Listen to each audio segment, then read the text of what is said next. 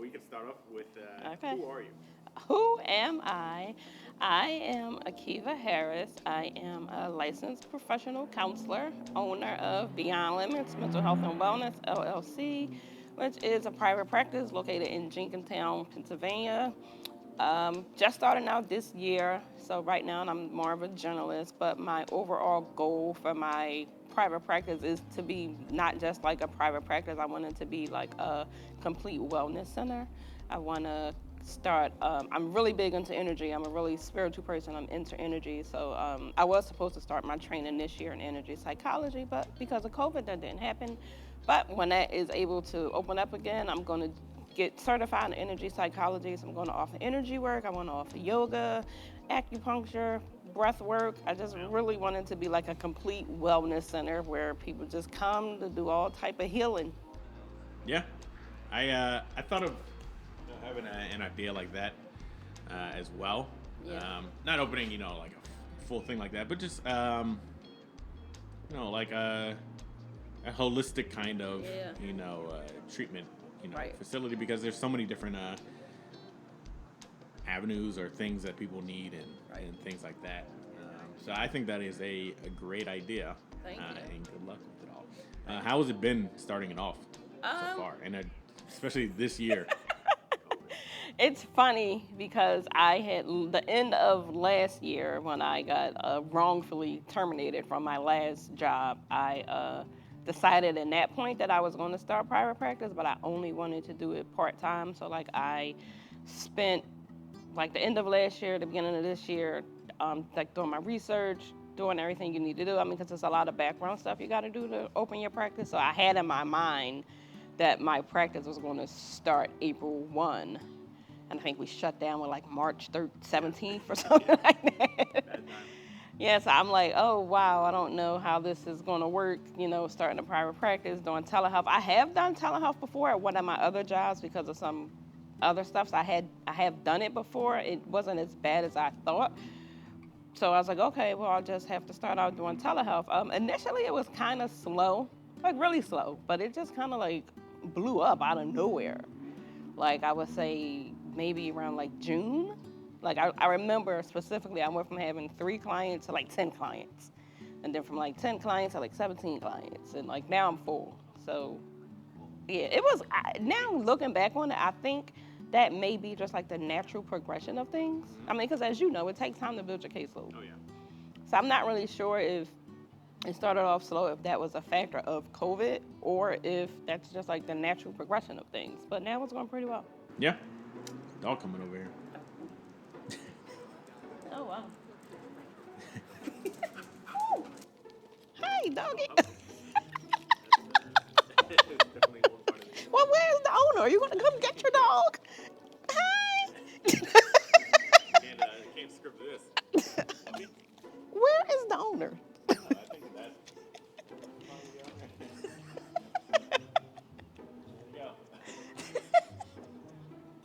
He literally just came and licked me in my face. No, this is it. Where did we leave off? Oh, okay, yeah. Me starting practice. So that is always, one of my worries. When I think about like opening a private practice, I'm like, where do you find clients?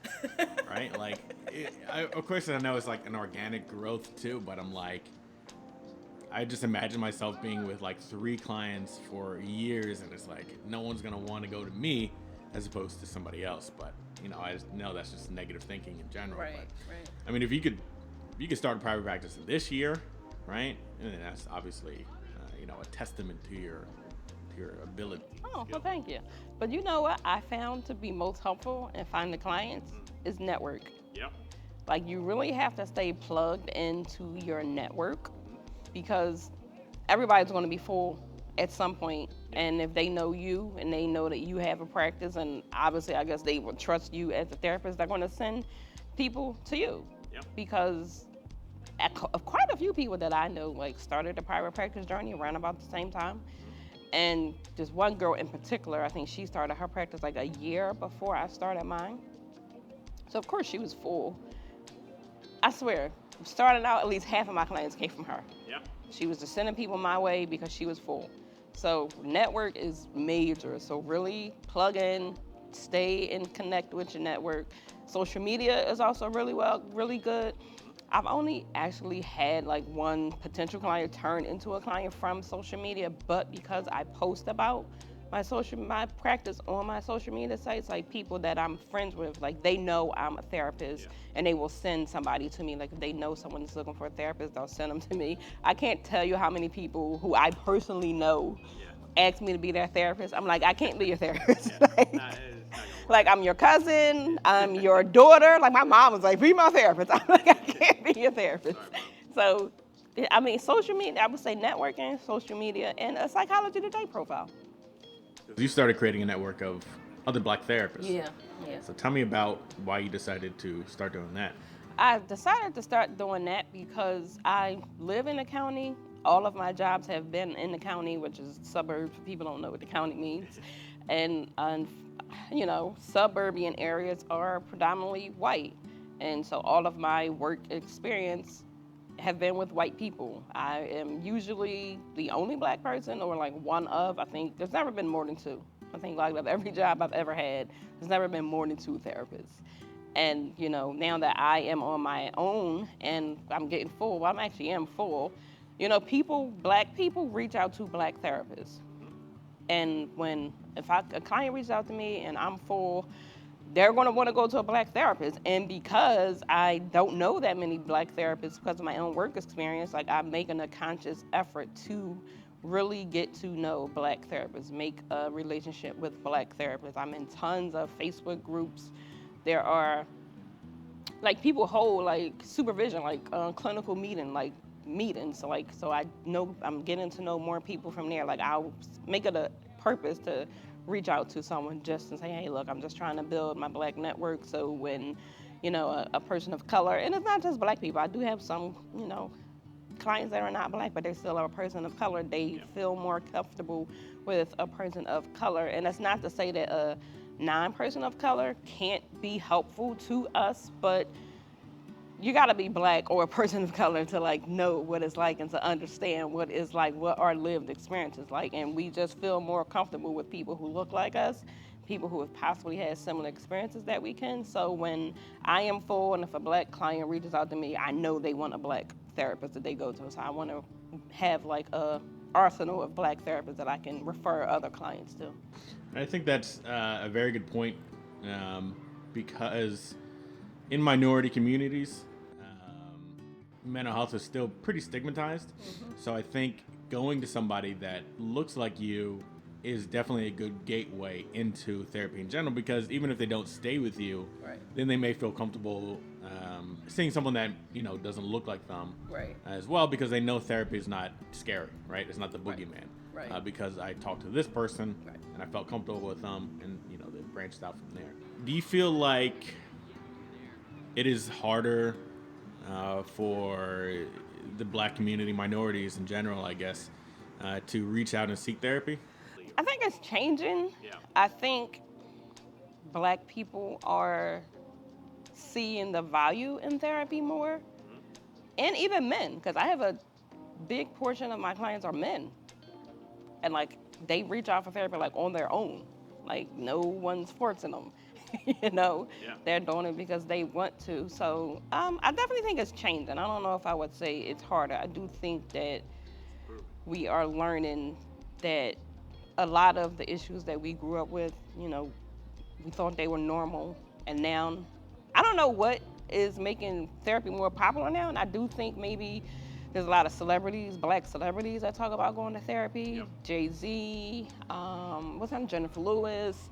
You know, you have, Charlemagne. I think you have more Black people Black celebrities talking about therapy, which I think is a factor. And then social media. Like, social media is a game changer. I think a lot of therapists use social media for their platform. They use it to build their brand. So I kind of think just like therapy is becoming more mainstream and more acceptable. I would agree. Do you feel like there are common mental health themes in the Black community? Absolutely. I think, well, trauma obviously would be the main one, trauma. I think all of us experience trauma in one way or another, and it affects us differently. I would also think depression. I think most of us are depressed and we don't even know that we're depressed, even if it's like one of my male clients, we were talking about this in our session this week. And I'm like, do you think you're depressed? And he was like, no. He was like, I don't know. He was like, I was depressed before. He's like, but I think, depression is like suicidal, like a deep dark. I'm like, there's levels to it. Like, there's people who are functionally depressed who still get up and go to work and do the things that they want to do. But outside of doing the things that they need to do, they would lay in bed all day long if they could. And he's like, I don't know, I might be. So I just really do think that like a low level depression is kind of prevalent in most of the African American community. Why do you think that is? What do I think? I think it's an impact of trauma. Yeah. I think it's an impact of, and I don't like speaking in broad general terms. I know everything is different, everyone is different, but I think generally, at least I know like in my own family, speaking from my own personal experience, like my mother, I guess, is like a baby boomer generation. So I think for the African American community, like in my mom's age, they were not growing up with affection. They were not hearing their parents tell them they love them. They were not being hugged. They were not being supported.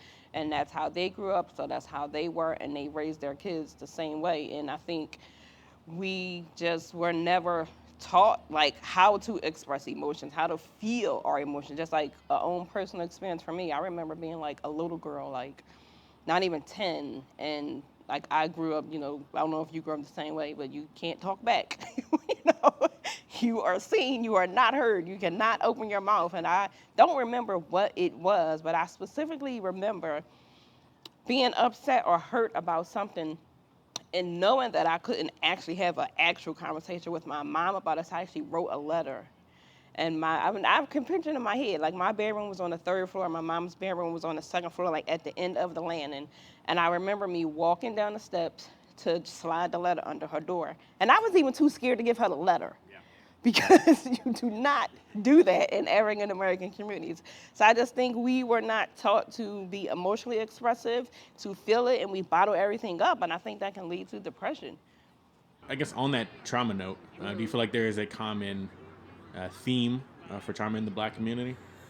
Well, of course, you have like the obvious big T traumas, like sexual violation and abuse and things like that. But I also think a form of trauma, which most people probably won't consider trauma, is neglect and like being emotionally abandoned, kind of like what we were just talking about. Like that's a form of emotional abandonment. Neglect, not being seen, not being able to be seen, not being heard. Like what does that do somebody to your psyche? What does that do to your soul? Because that's the messaging. What that is you're not important, you're not valid, and that is trauma within itself. And like it's abandonment, and you don't. How can you develop a healthy sense of self if you're not even allowed to express who you are authentically? Like that's a form of trauma that I think people don't consider, and it stunts who you are. It stunts your growth emotionally, mentally. So what do you feel like people can do about that? Well, I definitely think they can do it. Go to therapy. That's it. Yeah, go into therapy, and there are also other ways, because of course everyone is not ready for therapy. If you don't want to do therapy, I think there are tons of other healing modalities that you can do. Just learn how to become confident in yourself, developing a skill that you feel good about, something that you know you're good at, and just learn that. I don't know, like, of course, in the Black community, church is a big part of it. Like, go to church, get some spirituality up in you. Like, there are, therapy, of course, is number one. And learning how to just be honest with yourself, be honest what you feel, talking to people, telling your story, sharing how you really feel, just doing things differently than what you were taught how to do. I do think the note of talking to people or expressing how you really feel, that's a big thing that I focus on my clients, most of my clients, regardless of, their race or ethnicity. Right. Getting comfortable with how you feel, understanding how you feel, Right. and talking about it. Right. And I do think in the Black community, especially, that's very hush-hush, right? Yeah. Whether it's, Latin community, Black community, any, community really, Asians and Indians, is very frowned upon to express certain emotions Yeah. or discuss it. So I do think that is a very good point. Yeah, that's something I say to my clients all the time. Like, who do you talk to besides me? No one. Yeah. You only see me once a week for an hour a week. What do you do the other 6 days and 23 hours of the week? Who are you talking to besides me? Yeah. Very good point. What do you feel like is the uh, benefit of therapy The benefit of in therapy? general, if you had to generalize? Uh, I think I think it depends on the therapist and what the therapist style is. But for me, my style, I think what clients benefit from me is I help them to see themselves. I help them to see themselves. I help them to gain a deeper understanding of who they are, how they function, why they do the things that they do. I help them to gain a different perspective.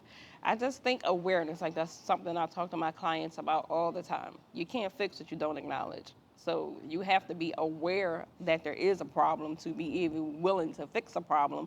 Because a lot of people think stuff is normal because like that's all they've known.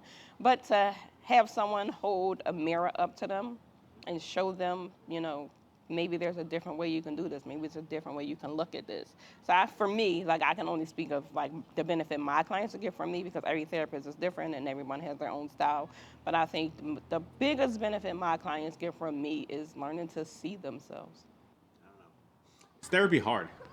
Start there. Is therapy hard? Hard for me as the therapist or for For the clients. the client? Yeah. And for you, I guess, too. Yeah, yes. Therapy is definitely hard, and it's so funny because again, everyone is different. Like I'm sure you have this experience. You have some clients who, honest to God, I'm like, I don't even know why you're here because you're not talking about nothing. Yep. But for them, that's probably something because they've never had these type of conversations before. And you have people who really do the work. Doing the work is hard. And I think it is extremely uncomfortable for people to feel things that they've never allowed themselves to feel before and to be challenged in a way that, at least for me, like I do challenge my clients when I see they need to be challenged. Just like one of my clients, we have a very good relationship. She's a younger black lady at we were working on something and she was like, oh my God, Akiva, this is too much. She was like, this is too much therapy. So she's like, I had enough therapy for the night. And she's like, I'm gonna sign you up for therapy so you can know how this feels. So like, it definitely is, it should be hard. Yeah. I think if it's not hard, you're not doing the work. Yeah, that's a very good point. I do tell my clients that because there are some days where I'm like, what are we doing here?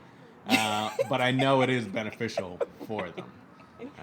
Right. So at least I'm not the only one that feels like Yeah, no, I definitely have some people who are like, okay, if you want to pay me, okay, to do nothing, okay. Yeah. Do you feel like it's hard on your end as a therapist? Yeah, I definitely do think it's hard on my end, kind of like what we were just sharing a moment ago. You're not always confident in yourself. Like, I feel like there's so much to learn. Being a therapist, there is so much to learn. There's so many modalities out there. There's so many treatment models. There's so many techniques. And, like, it's just so much. And you could never learn all of that stuff. And feeling like, okay, well, maybe this person needs more help in this area and I'm not really good with that area. So like that to me is really hard. And not knowing if you are pushing somebody a little too hard. Like I would never forget a training I went to years ago. The trainer said, he said any resistance in therapy is caused by the therapist because the therapist is pushing the client to go somewhere they're not ready to go. So I don't know, maybe I'm pushing a little too hard. Maybe I'm not pushing enough. Like it's definitely hard. Do you feel like being a black therapist? So I feel like being a black therapist is hard. I don't have any other experience. Very good point. You wouldn't know otherwise, though. Yeah, I wouldn't know. I guess I would say probably because I'm just conceptualizing in my mind off the fly. Okay, so say you have a white therapist who majority of their clientele are probably white. They don't have the same struggles that black people have.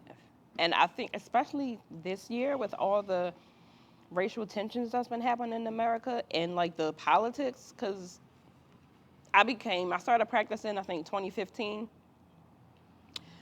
And that was the year before Trump got elected. So up until that point, of course, politics was not present in my therapy space. But I swear, like once he got elected, and even with this past election, I thought to myself, I never thought I would be talking about politics in therapy. But because the majority of my clients are black, it was a heavily talked about topic because of everything that's going on in the world with the black man being killed by cops. It's heavily talked about.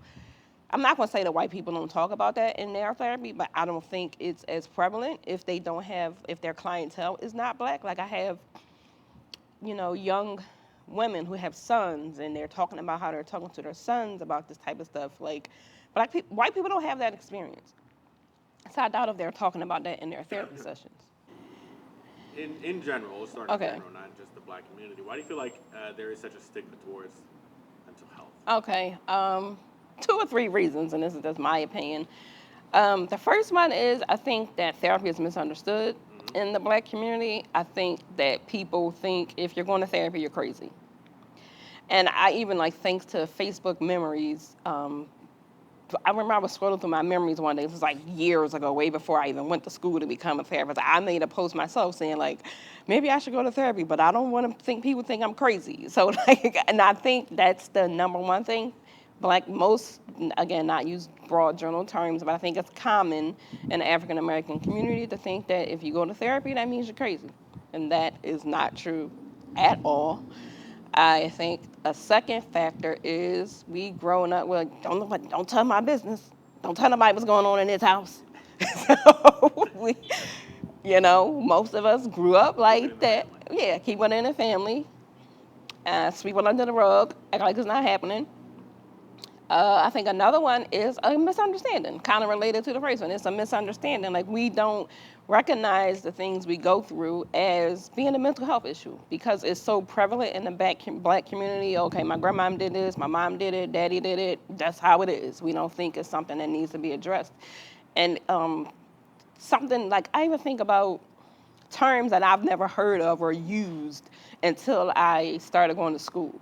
And it came blatantly clear to me recently. Are you familiar with Joy Harden? She's the psychologist that starts therapy for black girls. She owns and runs therapy for black girls. And I was watching an interview of her, and she was talking about the same thing.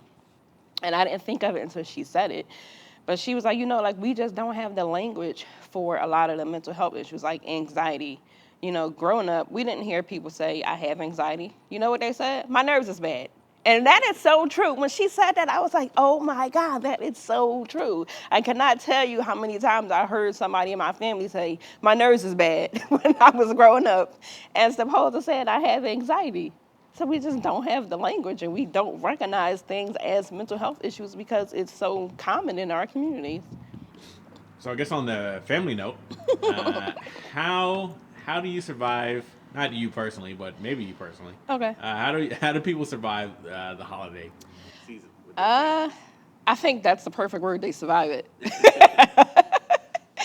Because again, it's so commonplace. It's so and again, that's not to suggest that we are not like happy families, because we definitely are happy families. We get together.